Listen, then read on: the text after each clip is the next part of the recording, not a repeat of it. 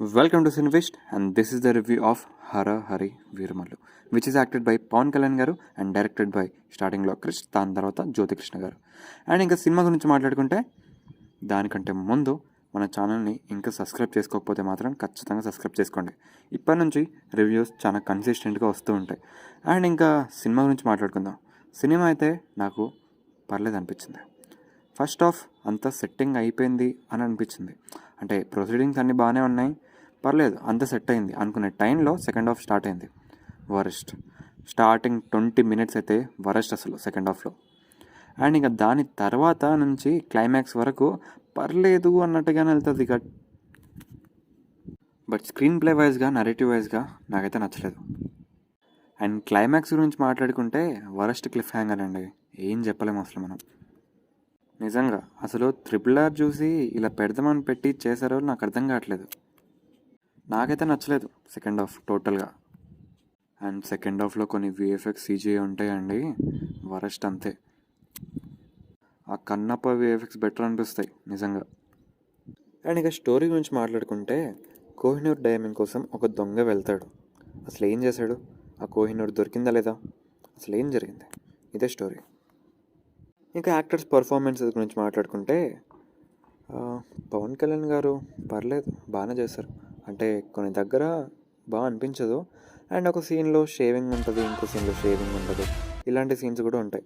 అంటే ఫస్ట్ సీన్లో షేవింగ్ ఉంటుంది, సెకండ్ సీన్లో ఉండదు, మళ్ళీ ఇంకో సీన్లో ఉంటుంది.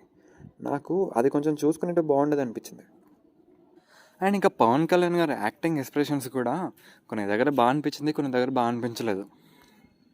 అండ్ మూవీలో కూడా కాస్టింగ్ సరిగ్గా సెట్ అవ్వలేదు అనిపించింది కొన్ని రోల్స్కి. అండ్ ఇంకా డైరెక్టర్ గురించి మాట్లాడుకుంటే ఫస్ట్ హాఫ్ని ఎలా రాసుకున్నారో, ఎలా జెన్యున్గా ప్రజెంట్ చేయాలనుకున్నారో అలా చేశారు, పర్లేదు. కానీ సెకండ్ హాఫ్కి వచ్చేసరికి మొత్తం చెడగొట్టేశారు, చాలా క్లీన్గా.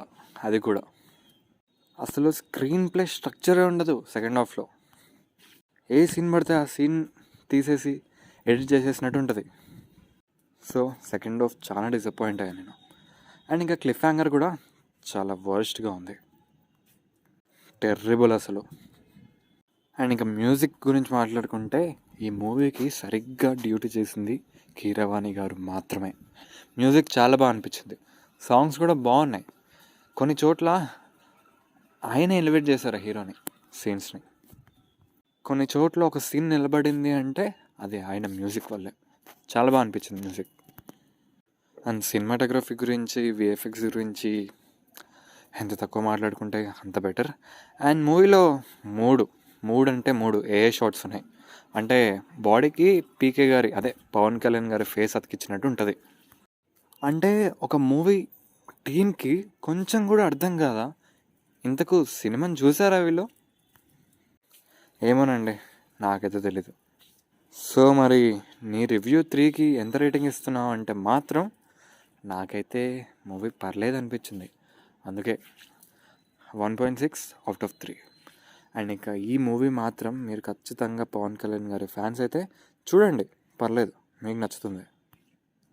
మూవీలో కుస్తీ ఫైట్ అండ్ స్టార్టింగ్లో కొన్ని సీన్స్ చాలా బాగా అనిపించాయి, టైటిల్ కార్డ్ కూడా బాగుంది. సో మా రివ్యూ మీకు నచ్చితే ఖచ్చితంగా లైక్ చేసుకోండి.